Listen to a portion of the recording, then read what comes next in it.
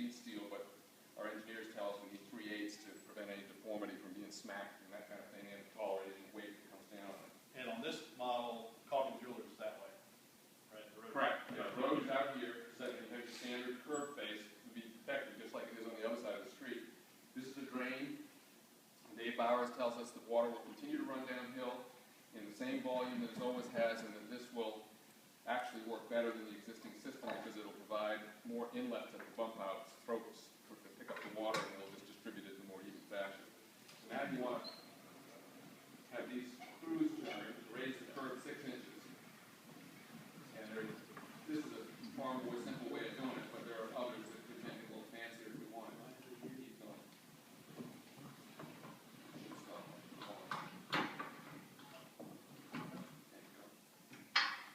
So now that gets put away. And timed it? if we can figure out where after time.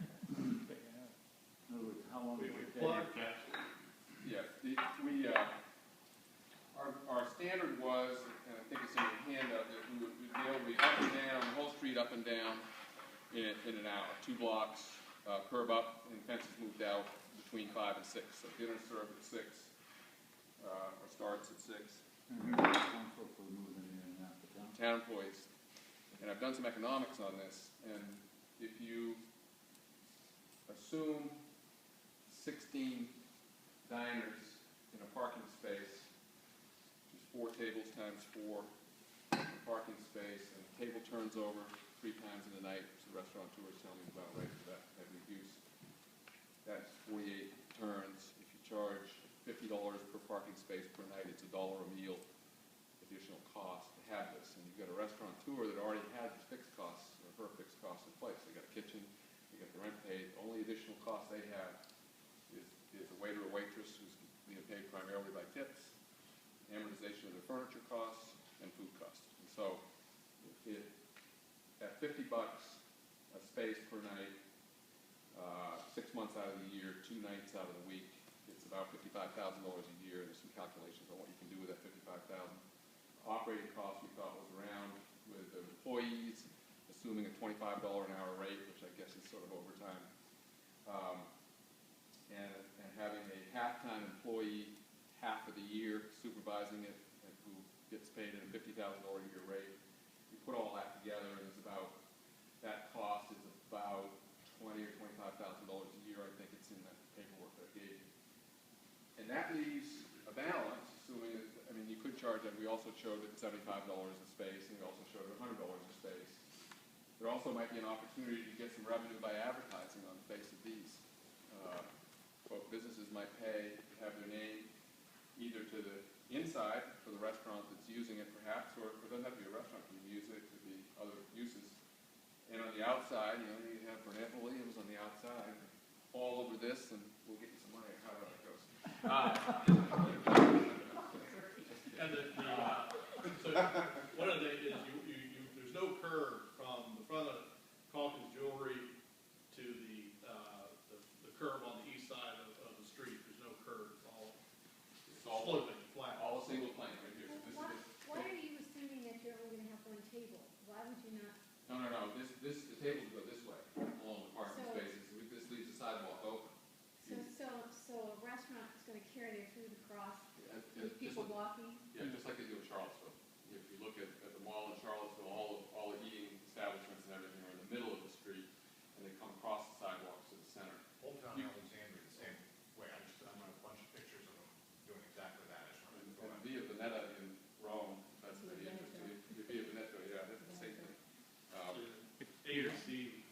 If I might, Please. one of the things we talked about.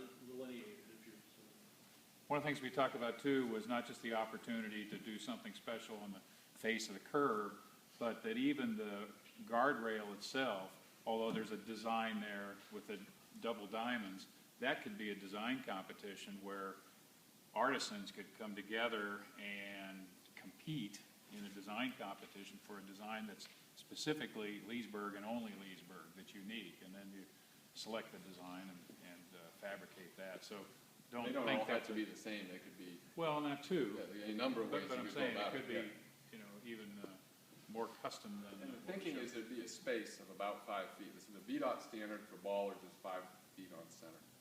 So you could have But this. it's continuous curve. The curve's continuous, but to keep people from ducking between two of these fences and heading for the street, and our friends at ABC, if you're serving alcohol, need a contained space, so you just have a chain drop fence like this, just hooks them together. There's any number of things you could do, but, so that discourages any jaywalking, at the same time, gets people to use the crosswalk and keeps folks contained where they need to be in terms of the walkway. So you don't, and then these bump outs have anywhere from, I think, I've got a plan in front of me, 2 to 4 parking spaces between bump outs with trees as you come down the street. The loading areas remain the same on each end, so that those are a constant.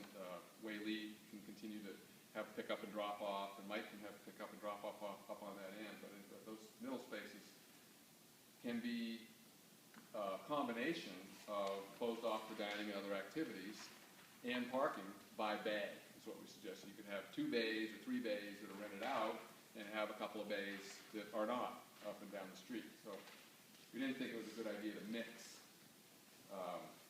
dining and parked cars between 2 bump outs. If you got 3 spaces, we thought all 3 should be one or the other. You know, if you have 2 spaces or 4 spaces, they should all be one or the other. Figure you might want to go to Q